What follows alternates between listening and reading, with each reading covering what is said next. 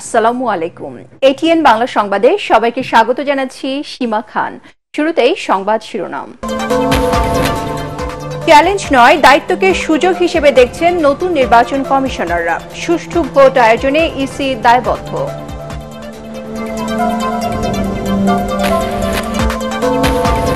সংস্কার ইস্যুতে অন্তর্বর্তী সরকারের সাথে বিএনপির কোনো বিরোধ নেই, জানালেন তারেক রহমান।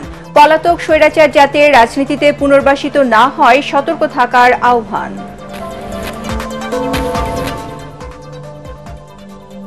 বিদেশে থেকে মানবতা বিরোধী অপরাধ করলেও আন্তর্জাতিক অপরাধ ট্রাইব্যুনালে আইন বিচার করা যাবে। নতুন অধ্যাদেশকে বিশ্বমানের দাবি প্রসিকিউশনের।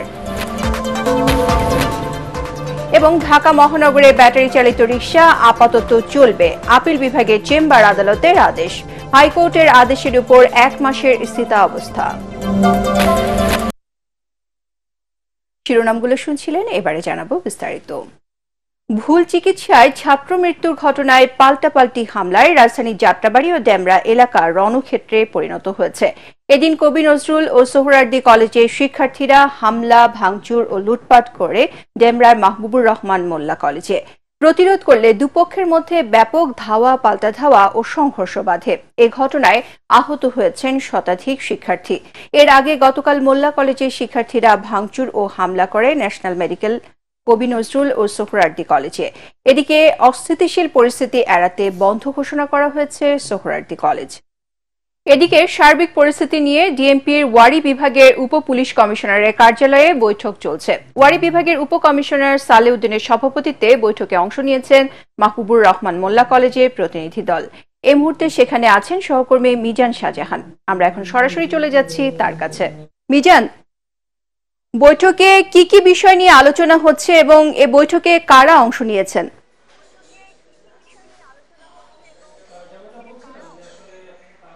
সীমা, আপনাকে ধন্যবাদ।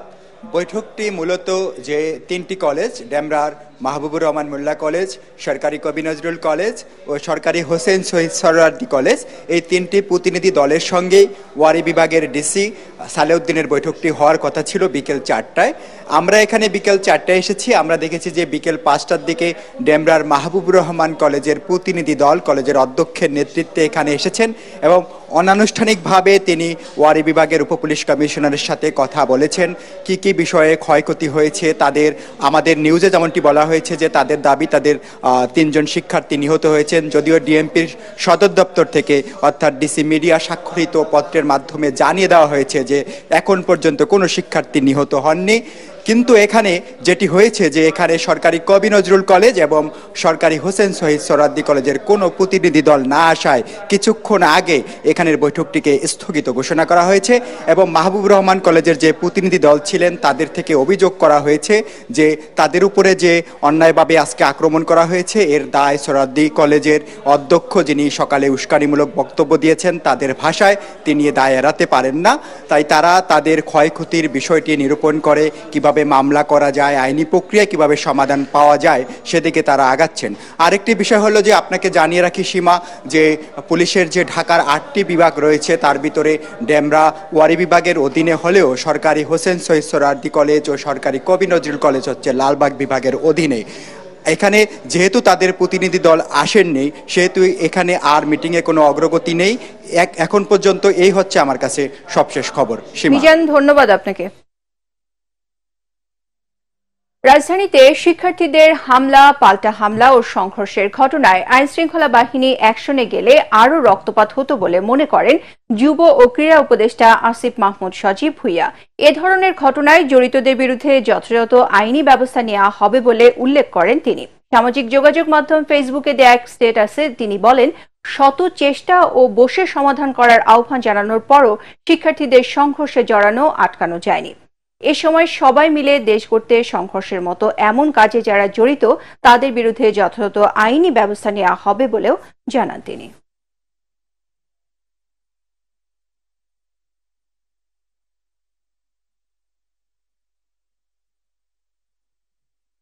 সংস্কার ইস্যুতে অন্তর্বর্তী সরকারের সাথে বিএনপির কোনো বিরোধ নেই বলে জানিয়েছেন দলের ভারপ্রাপ্ত চেয়ারম্যান তারেক রহমান। জাতীয় প্রেসক্লাবে ঢাকা সাংবাদিক ইউনিয়নের বার্ষিক সাধারণ সভায় সবাইকে সতর্ক করে তিনি বলেন, সংস্কার আগে না নির্বাচন, এ নিয়ে যারা বিভ্রান্তি সৃষ্টির চেষ্টা করছে তাদের উদ্দেশ্য ভিন্ন। ভার্চুয়ালি দেয়া বক্তব্যে তারেক রহমান বলেন, পলাতক স্বৈরাচার যাতে রাজনীতিতে পুনর্বাসনের সুযোগ না পায় সেজন্য আইনগত ও রাজনৈতিক পদক্ষেপের মাধ্যমে আওয়ামী লীগকে জনগণ দিয়ে প্রত্যাখ্যান করতে হবে। মইনুল আহসানের রিপোর্ট। ঢাকা সাংবাদিক ইউনিয়নের বার্ষিক সাধারণ সভায় লন্ডন থেকে ভার্চুয়ালি যুক্ত হন বিএনপির ভারপ্রাপ্ত চেয়ারম্যান তারেক রহমান। অনুষ্ঠানে সাংবাদিক নেতারা বলেন, গণ আন্দোলনে স্বৈরাচার শেখ হাসিনা পালিয়ে গেলেও এখনও গণমাধ্যম ফ্যাসিবাদের দোসর মুক্ত হয়নি। তারেক রহমান বলেন, স্বৈরাচার মুক্ত বাংলাদেশ প্রতিষ্ঠায় হাজারো ছাত্র জনতাকে প্রাণ দিতে হয়েছে, বরণ করতে হয়েছে পঙ্গুত্ব। তাদের ত্যাগকে কোনোভাবেই বৃথা যেতে দেয়া যাবে না। শুধু জুলাই আগস্টে গণ অভ্যুত্থানে কমপক্ষে 2000 ছাত্র জনতাকে শহীদ করা হয়েছে, কমপক্ষে 30,000 মানুষকে করা হয়েছে আহত। গণ অভ্যুত্থানের এই সময় শুধুমাত্র বিএনপি এবং এর অঙ্গ সহযোগী সংগঠনেরও 4 শতাধিকেরও বেশি নেতাকর্মী শহীদ হয়েছেন। আমরা যারা বেঁচে আছি, শহীদদের আকাঙ্ক্ষার একটি গণতান্ত্রিক মানবিক বৈষম্যহীন বাংলাদেশ প্রতিষ্ঠার মাধ্যমে শহীদদের রক্তের ঋণ পরিশোধ করা আমাদের দায়িত্ব। বিতাড়িত স্বৈরাচার এবং তাদের দোসর চক্র নানা কৌশলে আবারও মাথাচাড়া দিয়ে ওঠার অপচেষ্টা শুরু করেছে। আওয়ামী লীগের নির্বাচনে অংশগ্রহণ ও রাজনীতি নিষিদ্ধ ইস্যুতে দলের অবস্থান তুলে ধরেন বিএনপির ভারপ্রাপ্ত চেয়ারম্যান। তাদেরকে একদিকে আদালতে বিচারের মুখোমুখি করা প্রয়োজন, অপরদিকে তাদেরকে অবশ্যই জনগণের আদালতের রাজনৈতিক বিচারে প্রত্যাখ্যাত হওয়ার পরিস্থিতিতেও ফেলতে হবে। আমি দৃঢ়ভাবে বিশ্বাস করি, গণবিরোধী বিতাড়িত অপশক্তি বাংলাদেশের রাজনীতিতে আর মাথা তুলে দাঁড়াতে সক্ষম হবে না। সংস্কারের পাশাপাশি যৌক্তিক সময়ের মধ্যে অন্তর্বর্তী সরকার জাতীয় নির্বাচন দেবে বলেও আশা করেন তিনি। অন্তর্বর্তীকালীন সরকার ইতিমধ্যেই নির্বাচন কমিশন পুনর্গঠন করেছে। জনগণের ভোটের নির্বাচিত প্রতিনিধিদের দ্বারা একটি জনপ্রতিনিধিশীল সংসদ ও সরকার গঠনের লক্ষ্যে এটি একটি গুরুত্বপূর্ণ ধাপ বলে আমরা মনে করি। সংস্কার কার্যক্রম নিয়ে অন্তর্বর্তীকালীন সরকারের সঙ্গে বিএনপির কোনো বিরোধ নেই। সংস্কার আগে নাকি নির্বাচন আগে, যারা এ ধরনের প্রশ্ন তুলে জনমনে বিভ্রান্তি সৃষ্টির অপচেষ্টায় লিপ্ত হয়েছেন, তাদের উদ্দেশ্য কিন্তু ভিন্ন। সভায় জামায়াতে ইসলামীর সেক্রেটারি জেনারেল মিয়া গোলাম পরোয়ার অন্তর্বর্তী সরকারের প্রতি অবিলম্বে প্রয়োজনীয় সংস্কার শেষে জাতীয় নির্বাচনের রোডম্যাপ ঘোষণার দাবি জানান। জাতীয় ঐক্যের ভিত্তিতে আমরা এমন একটি নির্বাচনী পন্থা অবলম্বন করতে পারি যে জাতীয় নির্বাচনের মধ্য দিয়ে আওয়ামী ফ্যাসিবাদকে রাজনৈতিকভাবে এখানে আমরা নিঃশেষ করে দিতে পারি। এ সময় সাংবাদিক নেতারা গণমাধ্যম সুরক্ষা আইন প্রণয়ন, বন্ধ সংবাদ মাধ্যম খুলে দেয়া সহ 7 দফা দাবি তুলে ধরেন। মইনুল আহসান, এটিএন বাংলা, ঢাকা। চ্যালেঞ্জ নয়, দায়িত্বকে সুযোগ হিসেবে দেখছেন নতুন নির্বাচন কমিশনাররা। সুষ্ঠু ভোট আয়োজনে ইসি দায়বদ্ধ। আগারগাঁও নির্বাচন ভবনে প্রধান নির্বাচন কমিশনার সহ নিজেদের প্রথম কর্মদিবসে কর্মকর্তাদের সঙ্গে পরিচিতি সভা ও মতবিনিময় শেষে এসব কথা জানান কমিশনাররা। বিস্তারিত আদ্দিন সচিবের রিপোর্টে। প্রধান নির্বাচন কমিশনার এএমএম নাসির উদ্দিনের প্রথম কর্মদিবস। নির্বাচন ভবনে সময় মতোই হাজির হন অন্য 4 কমিশনার, অবসরপ্রাপ্ত ব্রিগেডিয়ার জেনারেল আবুল ফজল মোহাম্মদ সানাউল্লাহ, সাবেক জেলা ও দায়রা জজ আব্দুর রহমান এল মাসুদ, সাবেক যুগ্ম সচিব তাহমিনা আহমেদ ও সাবেক অতিরিক্ত সচিব আনোয়ারুল ইসলাম সরকারও। ইসি কর্মকর্তাদের শুভেচ্ছা বিনিময় শেষেই বৈঠকে বসেন নবগঠিত কমিশন। নেতৃত্ব দেন প্রধান নির্বাচন কমিশনার। 11:30 থেকে 2টা পর্যন্ত প্রায় 2 ঘন্টার মতবিনিময় শেষে অবসরপ্রাপ্ত ব্রিগেডিয়ার জেনারেল আবুল ফজল মোহাম্মদ সানাউল্লাহ বলেন, নির্বাচন নিয়ে চ্যালেঞ্জ নয়, এই সুযোগকে কাজে লাগিয়ে এবার ভোটের অধিকার ফিরিয়ে দেবে কমিশন। আমরা এটাকে অপরচুনিটি ভাবছি এই জন্য, জাতি একটা ক্রান্তি লগ্নে এসে দাঁড়িয়েছে যেখানে আমাদের আর কোনো বিকল্প নেই একটা ভালো নির্বাচন করা ছাড়া। এবং আমরাই সেই ব্যক্তিরা যারা আল্লাহ এখানে নির্ধারণ করে পাঠিয়েছেন এই প্রত্যাশা ডেলিভার করার জন্য, এবং আমরা আত্মবিশ্বাসী, ইনশাআল্লাহ আমরা এটা ডেলিভার করব, আমরা ওয়াদাবদ্ধ। ভালো নির্বাচন দেওয়ার কোনো বিকল্প নেই মন্তব্য করে সদ্য দায়িত্বপ্রাপ্ত এই কমিশনার বলেন, সরকারের চলমান সংস্কার এবং নির্বাচন প্রক্রিয়া শেষেই দ্রুত হবে জাতীয় নির্বাচন। এই সরকারের উদ্দেশ্য হচ্ছে দ্রুততম সময়ে নির্বাচন দেওয়া, তবে যেসব সংস্কার কার্যক্রম তারা হাতে নিয়েছেন সেগুলো তো চলমান আছে। চলমান সংস্কার প্রক্রিয়া আমাদের যা কিছু কাজ আছে হাতে সেগুলো মিলিয়ে দ্রুত ব্যাপারটা হয়তো রিলেটিভই থাকবে, তবে সবারই তো উদ্দেশ্য হচ্ছে নির্বাচনের দিকেই যাওয়া। কোন পরিস্থিতিতে এই সরকার গঠন হয়েছে এবং কমিশনের কাছে জাতির প্রত্যাশা করণীয় বিষয়ে বৈঠক শেষে দিক নির্দেশনা দেন প্রধান নির্বাচন কমিশনার AMM নাসির উদ্দিন। আদ্দিন সজীব, ATN বাংলা, ঢাকা। ৫,৯১৫ কোটি টাকার ৫টি প্রকল্প অনুমোদন দিয়েছে অন্তর্বর্তী সরকারের চতুর্থ জাতীয় অর্থনৈতিক পরিষদের নির্বাহী কমিটি একনেক। এর মধ্যে সরকারি অর্থায়ন ১,০৯৫ কোটি ৯৪ লাখ, বৈদেশিক অর্থায়ন ৪,৭৮৭ কোটি ৫০ লাখ এবং সংস্থার নিজস্ব অর্থায়ন ৩২ কোটি ৫৫ লাখ টাকা। প্রধান উপদেষ্টা ও একনেক চেয়ারপারসন ডক্টর মোহাম্মদ ইউনূসের সভাপতিত্বে বৈঠকে এসব অনুমোদন দেয়া হয়। এর মধ্যে উল্লেখযোগ্য প্রকল্পগুলো হচ্ছে পূর্বাঞ্চলীয় গ্রিড নেটওয়ার্কের ক্ষমতা বাড়ানো, মোংলা বন্দরে আধুনিক বর্জ্য ব্যবস্থাপনা, চট্টগ্রাম পয় নিষ্কাশন উন্নয়ন প্রকল্প। রাজধানী আগারগাঁওয়ে পরিকল্পনা কমিশনের NEC সম্মেলন কক্ষে সভা শেষে ব্রিফিং করেন পরিকল্পনা উপদেষ্টা ওয়াহিদুদ্দিন মাহমুদ। তিনি বলেন, রাষ্ট্রের বর্তমান পরিস্থিতির কারণে স্থবির অর্থনীতিকে সচল রাখতে অনুমোদিত প্রকল্পের দ্রুত বাস্তবায়নের পাশাপাশি নতুন ধরনের প্রকল্পের কথা ভাবছে সরকার। গ্রামেগঞ্জের মানুষরা, দোকানপাটের মানুষরা বলে যে বেচাকেনা হচ্ছে না, এটা আসলে ঠিক, এবং এর কারণ হলো যে টাকার আয় ব্যয়ের সঞ্চালন এটা আসলে একটু সংকুচিত হয়ে গেছে, এটা আমাদের স্বীকার করতে হবে, এবং এটা কি করে বাড়ানো যায় সেটা আমরা চেষ্টা করছি। বিদেশি ক্রেতাদের আকৃষ্ট করতে শ্রম আইন সংস্কারে অন্তর্বর্তী সরকার প্রতিশ্রুতিবদ্ধ বলে জানিয়েছেন প্রধান উপদেষ্টা ডক্টর মোহাম্মদ ইউনূস। মার্কিন যুক্তরাষ্ট্রের শ্রম এবং শীর্ষস্থানীয় ব্র্যান্ড প্রতিনিধির সাথে সাক্ষাতে এ মন্তব্য করেন তিনি। প্রধান উপদেষ্টার কার্যালয়ে অনুষ্ঠিত বৈঠকে দেশের বিদ্যমান শ্রম আইনকে বিশ্বমানের করার কথা বলেন ডক্টর ইউনূস। প্রতিনিধি দলের নেতৃত্বে আছেন যুক্তরাষ্ট্রের শ্রম বিভাগের উপমন্ত্রী থি মি লি এবং দেশটির আন্তর্জাতিক শ্রম বিষয়ক বিশেষ প্রতিনিধি কেলিফে রদ্রিগেজ। এ সময় শ্রম আইন সংস্কার এবং শ্রমিক বান্ধব পরিবেশ নিশ্চিতে ডক্টর ইউনূসকে সহযোগিতার আশ্বাস দেন তাঁরা।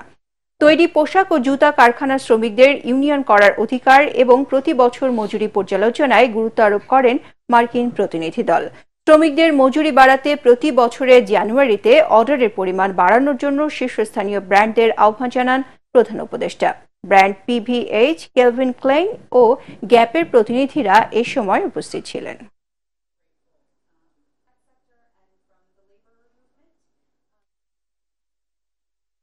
দেশের বাইরে থেকে মানবতা বিরোধী অপরাধ করলে আন্তর্জাতিক অপরাধ ট্রাইব্যুনালে আইনে বিচার করা যাবে বলে জানিয়েছে প্রসিকিউশন টিম।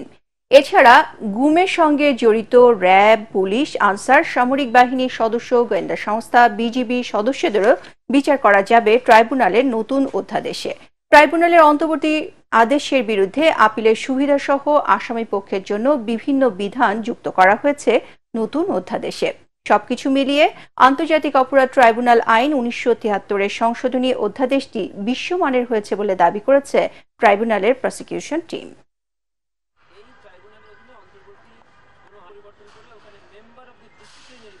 আগে শুধুমাত্র বাংলাদেশের অভ্যন্তরে থেকে অপরাধ করলেই এই আইনে বিচার করা যেত। এখন যেটা করা যাবে সেটা হলো বাংলাদেশের অভ্যন্তরে থেকে অথবা বাংলাদেশের বাইরে যে কোনো টেরিটরিতে থেকে যদি বাংলাদেশের ক্রাইমস এগেইনস্ট হিউম্যানিটি বা জেনোসাইড করা হয় তাহলে তাকে বিচার করা যাবে। আবার বাংলাদেশের অভ্যন্তরে থেকে যদি কোনো বিদেশিও এই ধরনের অপরাধ করে থাকে তাকেও বিচার করা যাবে। আন্তর্জাতিকভাবে যে প্রশ্নগুলো এই আইন সম্পর্কে তোলা হতো সেই সকল প্রশ্নকে মিট আপ করে এই সংশোধনটা করা হয়েছে ন্যায় বিচারের স্বার্থে এবং আন্তর্জাতিক স্ট্যান্ডার্ডকে বজায় রেখে। ঢাকা মহানগরে ব্যাটারি চালিত রিকশা চলাচল বন্ধে হাইকোর্টের দেয়া আদেশে 1 মাসের জন্য স্থিতাবস্থা দিয়েছেন আপিল বিভাগের চেম্বার আদালত। এর ফলে রাজধানীতে এখন ব্যাটারি চালিত রিকশা চলাচলে কোনো বাধা নেই বলে জানিয়েছেন আইনজীবীরা। এদিকে নিজেদের দাবি আদায়ে ডিএমপি কমিশনারের সঙ্গে বৈঠক করেছে ব্যাটারি চালিত রিকশা চালকদের একটি প্রতিনিধি দল। এদিনও আগারগাঁওয়ের সড়ক অবরোধ করে বিক্ষোভ করেন তাদের আরেক অংশ। মাজহারুল হক মুহাজিরের রিপোর্টে বিস্তারিত। গত কয়েকদিন ধরে রাজধানীর বিভিন্ন এলাকায় ব্যাটারি চালিত রিকশা বন্ধে হাইকোর্টের রায় স্থগিত করার দাবিতে আন্দোলন করছেন চালকরা। সোমবারও আগারগাঁও সহ বিভিন্ন এলাকায় রাস্তা অবরোধ করে চলে বিক্ষোভ। তবে এখন থেকেই যানবাহনের চলাচলে উঠে গেল নিষেধাজ্ঞা। ব্যাটারি চালিত রিকশা বন্ধে হাইকোর্টের দেয়া আদেশের উপর আগামী 1 মাস স্থিতাবস্থা দিয়েছেন আপিল বিভাগের চেম্বার আদালত। মাননীয় চেম্বার বিচারপতি আজকে হাইকোর্টের আদেশের উপর স্থিতাবস্থা বজায়ের জন্য নির্দেশনা দিয়েছেন এবং 1 মাসের মধ্যে হাইকোর্টের রুলটি নিষ্পত্তির জন্য নির্দেশনা দিয়েছেন। যে সরকার ইচ্ছা করলে একটা বিধি করতে পারেন, একটা নীতিমালা করতে পারেন, একটা আইনের কাঠামোর মধ্যে এনে তারপরে এগুলো দিতে পারেন। এর আগে সকালে ডিএমপি কার্যালয়ে আসেন রিকশা ভ্যান ইজি বাইক শ্রমিক ইউনিয়নের একটি প্রতিনিধি দল। ডিএমপি কমিশনারের কাছে তুলে ধরেন নিজেদের চাওয়া পাওয়া। আমরা চাঁদাবাজি বন্ধের জন্য নাইমা যেন নিজে মামলা না খাই, আমরা যেন এইটা না হয়। আমরা চাইতেছিলাম যে বুয়েটের ডিজাইন অনুযায়ী পরিবেশ সম্মত সবভাবে সুনির্দিষ্ট করে আমাদের ব্যাটারি চালিত রিকশাটাই চালু হোক, ভালোভাবে চালু হোক, কিন্তু আমরা কিন্তু দ্বন্দ্ব করতে চাই না। এই সময় সবাইকে ধৈর্য ধরার আহ্বান জানিয়ে ডিএমপি কমিশনার বলেন, আদালতের দেয়া রায় বাস্তবায়নে কোনো কার্পণ্য করবে না পুলিশ। পুলিশের তরফ থেকে আমি সব ধরনের সহযোগিতা, আমার ওসি থাকবে সেখানে, আমার ওসি যদি এই কাজে সহযোগিতা না করে সে নাই হয়ে যাবে। এছাড়া কোনো পুলিশ সদস্য যদি চাঁদাবাজির সঙ্গে সম্পৃক্ত থাকেন তবে তার কোনো রক্ষা নেই বলে সতর্ক করেন তিনি। কোনো চাঁদাবাজি হবে না, শ্রমিককে কষ্টার্জিত অর্থ থেকে আপনি খাবেন, এইটা হবে না। যদিও দিনভর নানা ঘটনাবহুল দিনে এসবের বাইরে সাংবাদিকদের সঙ্গে আর কোনো বিষয়ে কথা বলেননি ডিএমপির এই কমিশনার। লিয়াজো কমিটি করবেন, লিয়াজো কমিটি করে আমার কাছে আসবেন। মাজহারুল হক মুহাজির, এটিএন বাংলা, ঢাকা। রাজুকের দৃশ্যমান পদক্ষেপ না থাকায় জমি ভরাট ও ভূমিদস্যুতা বেড়েছে বলে জানিয়েছেন উপদেষ্টা সৈয়দা রিজওয়ানা হাসান। বুয়েটে এক সেমিনারে তিনি বলেন, বিগত বছরগুলোতে উন্নয়নগুলোয় উপেক্ষিত হয়ে জনস্বার্থ প্রাধান্য পেয়েছে গোষ্ঠী স্বার্থ। এ অবস্থায় রাজুকের কার্যক্রম স্বচ্ছ ও জনমুখী করার তাগিদ দেন তিনি। পরিবেশ সুরক্ষায় শিগগিরই নগরী থেকে ফিটনেসবিহীন যানবাহন তুলে দেবার ঘোষণাও দেন এই উপদেষ্টা। ইমদাদুল্লাহ বাবুর রিপোর্ট। নানা কারণে দেশের প্রাকৃতিক বনের প্রায় 65.8% ধ্বংসের মুখে। জলাভূমি ভরাট আর বনায়ন উজাড় করে চলছে অপরিকল্পিত নগরায়ন। পরিবেশগত ভারসাম্য রক্ষায় একটি দেশে অন্তত 25% বনভূমি দরকার। সেখানে দেশে আছে প্রায় 10%, যদিও কাগজে কলমে তা 15%। বাংলাদেশ প্রকৌশল বিশ্ববিদ্যালয়ে প্ল্যানিং উইক শীর্ষক সেমিনারে এ প্রসঙ্গে পরিবেশ ও বন বিষয়ক উপদেষ্টা সৈয়দা রিজওয়ানা হাসান অভিযোগ করেন, দস্যুরা একের পর এক ভূমি গ্রাস করছে। নগরীর আশপাশের বনায়ন ও জলাভূমি ধ্বংসের পেছনে বন বিভাগ এবং রাজুকের ভূমিকার সমালোচনাও করেন তিনি। বন বিভাগের সমস্ত দখল 5% অফ ইটস ফরেস্ট ল্যান্ড, বাকি যে 95% আছে সেইটুকুনো যদি ঠিক করে রক্ষা করতো তাহলেও তো আমরা বলতে পারতাম আমাদের দেশে বন আছে। ভূমিদস্যুতা অনেক কথা শুনেছি, কোন ভূমিদস্যুকে তো শাস্তি পাইতে দেখি নাই এখনো। পাবলিকের কাছে রাজুকের ইমেজ বিন্দুমাত্র পজিটিভ কিনা। কোন মানুষ রাজুকে যাইতে হবে, সে যা দোয়া দুরুদ জানে সব পড়ে যায়। আপনার সেবাটা দয়া করে স্বচ্ছ এবং জনমুখী করেন। তিনি অভিযোগ করেন, বিগত বছরগুলোতে বাংলাদেশে সমতার ভিত্তিতে উন্নয়ন হয়নি, প্রকল্পগুলোতে খেয়াল রাখা হয়নি পরিবেশের বিষয়টি। নগরীর গণপরিবহনের চিত্র তুলে ধরে 6 মাসের মধ্যে পুরনো বাস সরিয়ে নতুন বাস নামানোর কথা জানান এই উপদেষ্টা। পুরনো বাসগুলো সরানোর কথা বলার সাথে সাথে ট্রান্সপোর্ট মালিকেরা ধর্মঘট শুরু করে। এবার আমরা তাদেরকে 6 মাস সময় দিয়েছি এবং তাদেরকে এইটুকুনো বলা হয়েছে যে পুরনো বাস রিপ্লেস করতে আপনাদের কি কি ধরনের সাহায্য লাগবে বলেন। পরিবেশ সুরক্ষায় সরকারের পাশাপাশি জনগণকেও নাগরিক দায়িত্বগুলো সঠিকভাবে পালনের কথা বলেন বক্তারা। ইমদাদুল্লাহ বাবু, এটিএন বাংলা, ঢাকা। বেসরকারি মেডিকেল শিক্ষায় অটোমেশন বা স্বয়ংক্রিয় পদ্ধতিতে ভর্তি প্রক্রিয়া নিয়ে ক্ষুব্ধ ভুক্তভোগী শিক্ষার্থীরা। এককালীন টাকা দিয়েও পছন্দ মতো মেডিকেল কলেজে ভর্তি হতে না পারায় হতাশ তারা। এই প্রক্রিয়ায় এবছর 3 ধাপে ভর্তি করার 4 থেকে 5 মাস পিছিয়ে পড়েছে অনেক শিক্ষার্থী। অথচ বেসরকারি মেডিকেল কলেজে প্রায় 150 আসন এখনো ফাঁকা রয়েছে। মনির হোসেন তপুর রিপোর্ট। 2023-24 শিক্ষাবর্ষে এমবিবিএস প্রথম বর্ষের ভর্তি পরীক্ষায় উত্তীর্ণ হয় 49,923 জন। এর মধ্যে ৬,০০০ শিক্ষার্থী ভর্তি হয় ৬৭টি অনুমোদিত বেসরকারি মেডিকেল কলেজে। অটোমেশনে ৩ বার মেধা তালিকা করা হলেও অনেক শিক্ষার্থী পছন্দের কলেজে পড়ার সুযোগ পায়নি। নিজ জেলার পাশাপাশি কোনো মেডিকেলে চান্স পেতাম, সেক্ষেত্রে আমি একটা পারিবারিক সাপোর্ট পেতাম যা আমাকে মানসিকভাবে সাহায্য করত। যেহেতু মেডিকেলের পড়ালেখা অনেক কঠিন কষ্টসাধ্য, নিজেদের পছন্দ না বা নিজেদের বিরুদ্ধে যে মেডিকেল কলেজ যেটা আমরা কখনো শুনিনি নাম, সেই মেডিকেল কলেজগুলোতে আমাদের চলে আসতেছে।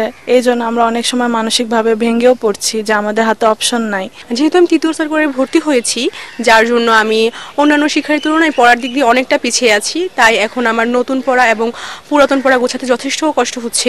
বেসরকারি 42টি মেডিকেল কলেজে এখনো 142টি আসন ফাঁকা। তবে উত্তীর্ণ শিক্ষার্থীরা কেন ভর্তি হতে পারছেন না? একজন সরকারি মেডিকেল চান্স পাওয়ার পরেও কেন আবার বেসরকারি মেডিকেলে অ্যাপ্লাই করবে, যাতে অন্যরা সুযোগ পায় এবং সুষ্ঠুভাবে সবকিছু প্রসিডিউরগুলো সম্পন্ন করা হয়, তাহলেই ভোগান্তিগুলো কমবে। বিএমডিসি থেকে আমাকে যেখানে পড়তে বলতেছে, সেটা বাড়ির কাছে হোক কোথায় হোক, এটা ওনাদের দেখার নেই, যেখানে বলছে আমার সেখানে বাধ্য করতেছে পড়ার জন্য। কাঙ্ক্ষিত মেডিকেল কলেজে ভর্তি হতে না পারায় অনেকে চিকিৎসা শিক্ষায় না পড়ে অন্যত্র চলে যাচ্ছেন। অটোমেশনের নামে বেসরকারি মেডিকেল খাতকে ধ্বংস করার ষড়যন্ত্র চলছে বলে জানান সংশ্লিষ্টরা। ভর্তি নীতিমালায় একটা জিনিস উল্লেখ রয়েছে যে যদি কোনো স্টুডেন্ট ভর্তি তার স্বইচ্ছায় ভর্তি বাতিল করতে চায়, তাহলে কলেজ অধ্যক্ষ বরাবর আবেদন করে তার সনদ সহ অন্যান্য যাবতীয় কাগজপত্র সে জমা নিতে পারবে, তুলে নিতে পারবে। আর্থিক বিষয়ে তেমন ওইভাবে স্পষ্ট কোনো কিছু উল্লেখ নাই। ভারতের মতো দেশে আপনার 1,40,000 সিট তারা মাত্র 1 মাসে কমপ্লিট করে, আর আমাদের 6,000 সিট কমপ্লিট করতে 9 মাস চলে গেছে, এখনো কমপ্লিট হয় নাই। এখনো প্রায় 200-র মতো সিট খালি পড়ে আছে। ভর্তি প্রক্রিয়ার যৌক্তিক সংস্কার প্রত্যাশা করছেন ভুক্তভোগী শিক্ষার্থীরা। মনির হোসেন তপু, এটিএন বাংলা, ঢাকা। আন্তর্জাতিক অপরাধ ট্রাইব্যুনালে সাবেক প্রসিকিউটর তুরিন আফরোজের বিরুদ্ধে বাড়ি দখল ও সন্ত্রাসী দিয়ে ভয়ভীতি দেখানোর অভিযোগ তুলে নিজের নাগরিক অধিকার এবং বাড়ি ফিরে পাওয়ার দাবি জানিয়েছেন তার মা শামসুন নাহার তসলিম। সুপ্রিম কোর্টের অ্যানেক্স ভবনের সামনে তিনি সাংবাদিকদের এ দাবি জানান। নিজ মেয়ের কাছে নানাভাবে নিগৃহীত হওয়ার কথাও জানান তিনি। জানান ক্ষমতার অপব্যবহার করে তাকে উত্তরার নিজ বাসা থেকে বের করে দেন তুরিন আফরোজ। জামাত ইসলামীর সাথে কোনো সম্পর্ক না থাকা সত্ত্বেও তাকে কোণঠাসা করে রাখত ওই সংগঠনের রোকন বলে অপপ্রচার করেন। আমার বাবা মারা যাওয়ার পর একদম খোলস খুলে বেরিয়ে আসতো, তখন সে আমাকে ভয়ভীতি দেখানো শুরু করলো। ওই পুলিশে যায় বলে থানার লোক আসছে, আমাকে ভয় দেখা যায়, জিডি করছে, এইটা করছে। আমি তো একা থাকি, আমি ভয় এখান থেকে বাধ্য হয়েছি চলে যেতে। আমার বাসা থেকে বাবা মারা যাওয়ার পর আমাকে বের করে দিল ভয় দেখিয়ে। এই দখলদারি শুধু এখানেই নয়, আমার গ্রামের বাড়ি নীলফামারী, তো আমার মনমুন স্বামীর গ্রামের বাড়ি, সেখানেও আমাকে নিষিদ্ধ করেছে।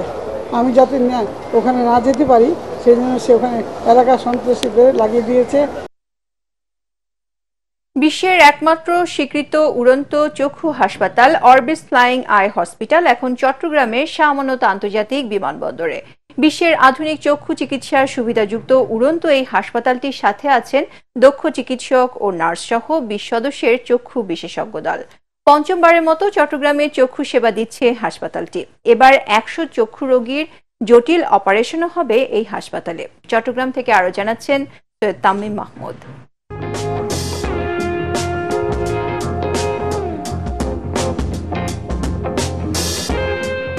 চট্টগ্রাম শাহ আমানত আন্তর্জাতিক বিমানবন্দরের শেষ প্রান্তে অবস্থান করা বিশাল আকৃতির এই বিমানটি কোনো সাধারণ কার্গো বা যাত্রীবাহী উড়োজাহাজ নয়। এটি বিশ্বের একমাত্র স্বীকৃত উড়ন্ত চক্ষু চিকিৎসা, শিক্ষা ও সার্জিক্যাল হাসপাতাল, যার নাম অরবিস।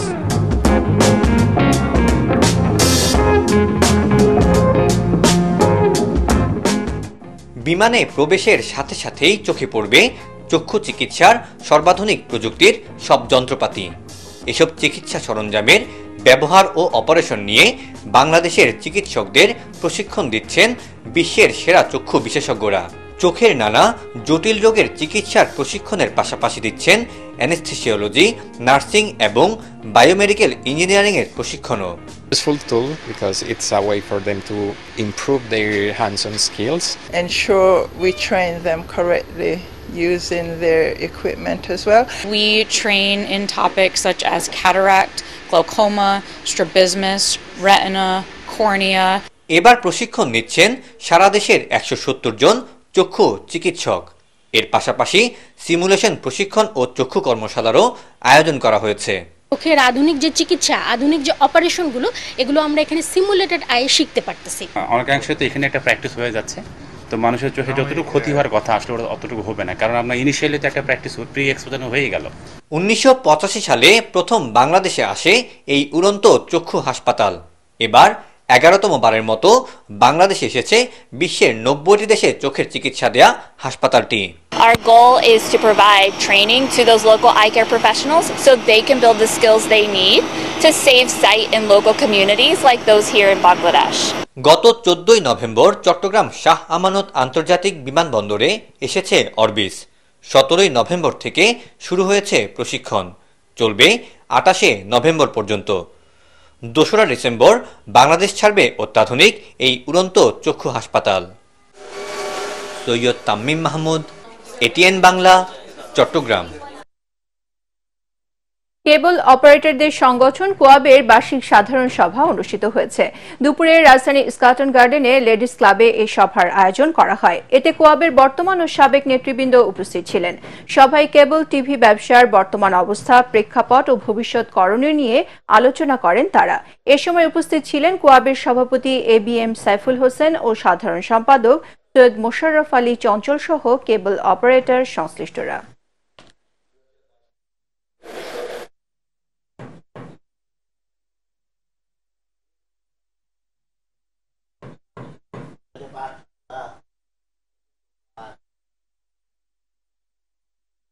দেশে আশঙ্কাজনক হারে ডিমেনশিয়া রোগীর সংখ্যা বাড়ছে, যার প্রায় 75%ই নারী বলে জানিয়েছেন স্বাস্থ্য উপদেষ্টা নূরজাহান বেগম।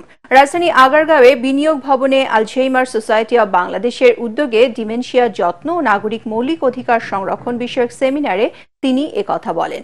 বিশ্বজুড়ে কোনো ধরনের চিকিৎসা ব্যবস্থা আবিষ্কার না হওয়ায় এই রোগটির বিষয়ে এখনই সামাজিক সচেতনতা গড়ে তুলতে না পারলে ভবিষ্যতে আরও ভয়াবহ আকার ধারণ করতে পারে বলে আশঙ্কা স্বাস্থ্য উপদেষ্টার। ডিমেনশিয়া একটি মস্তিষ্কের ক্ষয়জনিত রোগ, মানসিক রোগ নয়। তাই এই রোগীদের একটু স্বাচ্ছন্দ্য দিতে সচেতনতা কার্যক্রম চালানো দরকার বলে মনে করেন নূরজাহান বেগম। সেমিনারে বিশেষ অতিথি ছিলেন জন হপকিন্স বিশ্ববিদ্যালয়ের শিক্ষক ডাক্তার হালিদা হানুম আক্তার, স্বাস্থ্য শিক্ষা অধিদপ্তরের মহাপরিচালক অধ্যাপক ডাক্তার নাজমুল হোসেন। এবারে আল আরাফ ইসলামী ব্যাংক অর্থ সংবাদ।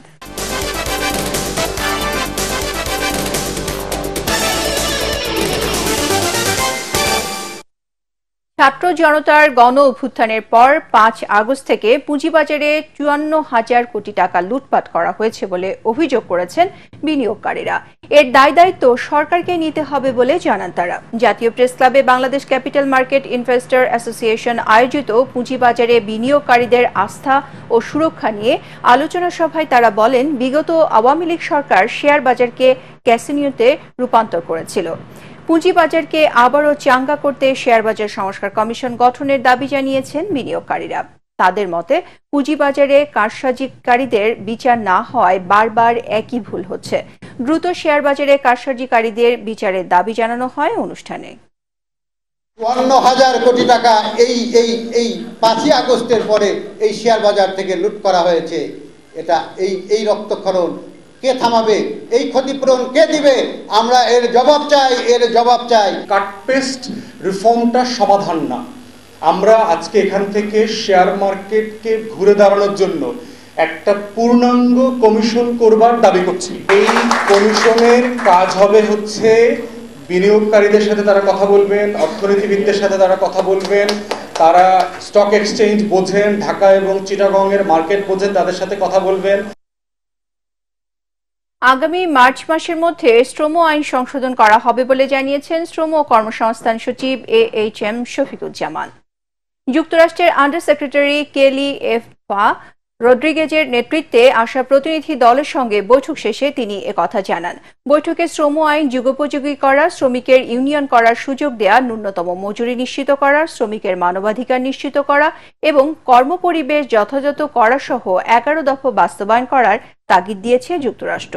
শ্রমিকদের নামে যে মামলা হয়েছে তার স্বাধীনভাবে তদন্ত করার কথাও বলেন তারা। এসব বিষয়ে সরকার নীতিগতভাবে একমত বলে জানান শ্রম সচিব। অসন্তোষ চলা কারখানাগুলো পরিচালনায় যুক্তরাষ্ট্রের সহায়তা চাওয়া হয়েছে বলেও জানান তিনি। এবারে সন্ধানী লাইফ ইন্স্যুরেন্স আন্তর্জাতিক সংবাদ।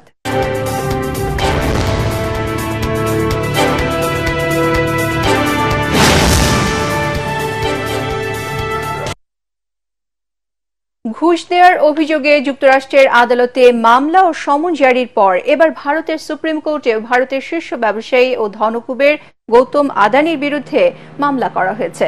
বিশাল তিওয়ারি নামের এক আইনজীবী এই মামলা করেছেন। এতে আদানি গোষ্ঠীকে অর্থ জালিয়াতি ও স্টক ম্যানিপুলেশনের জন্য অভিযুক্ত করেছেন বাদী। এর আগে ভারতীয় সরকারি কর্মকর্তাদের ঘুষ দেওয়ার মামলায় আদানি ও তার ভাতিজা সাগর আদানির বিরুদ্ধে সমন জারি করে যুক্তরাষ্ট্রের সিকিউরিটি ও এক্সচেঞ্জ কমিশন। এদিকে আদানি গ্রেপ্তারের দাবিতে ভারতের রাস্তায় নেমে বিক্ষোভ করেছেন দেশের প্রধান বিরোধী দল কংগ্রেসের শত শত সমর্থকরা। ভারতীয় কয়লা ম্যাগনেটকে রক্ষায় সরকার আদানিকে সব ধরনের সহায়তা দিচ্ছে বলে অভিযোগ করেন তারা। তাকে গ্রেপ্তারের দাবিতে কংগ্রেসের যুব শাখার কর্মীরা নয়াদিল্লিতে লোকসভার সামনে বিক্ষোভ করেন। কেউ কেউ প্ল্যাকার্ড হাতে মোদি এবং আদানির বিরুদ্ধে নানা স্লোগান দেন। এ সময় পুলিশ বেশ কয়েকজনকে আটক করে। অন্যদিকে পার্লামেন্টের শীতকালীন অধিবেশনের প্রথম দিনই উত্তপ্ত ছিল ঘুষকাণ্ডে আদানির গ্রেপ্তারের দাবিতে। এক পর্যায়ে হট্টগোলের জেরে প্রথম দিনই অধিবেশন মুলতবি হয়ে যায়। এবারে পার্টেক্স খেলার খবর।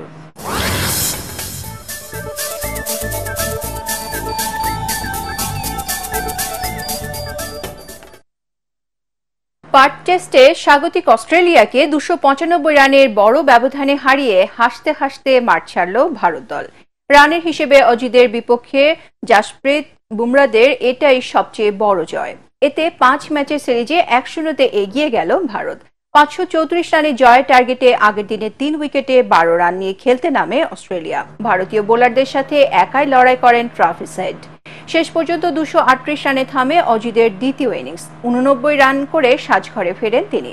মার্শ করেন 47 রান। ভারতীয় বোলারদের মধ্যে ম্যাচ সেরা জাসপ্রীত বুমরা ও সিরাজ 3টি করে উইকেট তুলে নেন। আগামী 6 ডিসেম্বর অ্যাডিলেডে হবে সিরিজের দ্বিতীয় টেস্ট ম্যাচ। এন্টিগা টেস্টের তৃতীয় দিনে ওয়েস্ট ইন্ডিজের বিপক্ষে ফলোয়ান এড়ালেও পরাজয়ের শঙ্কায় আছে বাংলাদেশ। আগের দিনের 2 উইকেটে 40 রান নিয়ে স্যার ভিভিয়ান রিচার্ডস স্টেডিয়ামে খেলতে নামে টাইগাররা। শুরুতে শাহাদাত হোসেন দীপুর উইকেট হারায়। তবে লিটন দাসকে নিয়ে মুমিনুল হক 62 রানের জুটি গড়ে ব্যক্তিগত 50 রানে আউট হন। 40 রান করে লিটন আউট হলে ফলোয়ানের শঙ্কায় পড়ে বাংলাদেশ। তবে জাকের আলী ও তাইজুল ইসলাম 68 রানের জুটিতে ফলোয়ান এড়ায় লাল সবুজের দল। জাকের ফেরেন 53 রানে। তৃতীয় দিনের খেলা শেষে বাংলাদেশের সংগ্রহ 9 উইকেটে 269 রান। এখনও 181 রানে পিছিয়ে মেহেদী হাসান মিরাজের দল। এর আগে 9 উইকেটে 450 রানে ইনিংস ঘোষণা করেছিল ওয়েস্ট ইন্ডিজ।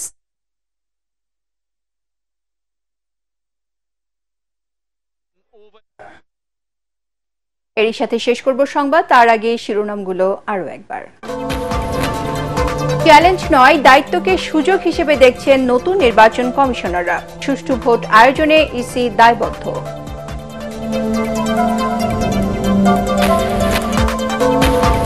সংস্কার ইস্যুতে অন্তর্বর্তী সরকারের সাথে বিএনপির কোনো বিরোধ নেই, জানালেন তারেক রহমান। পলাতক স্বৈরাচার যাতে রাজনীতিতে পুনর্বাসিত না হয়, সতর্ক থাকার আহ্বান।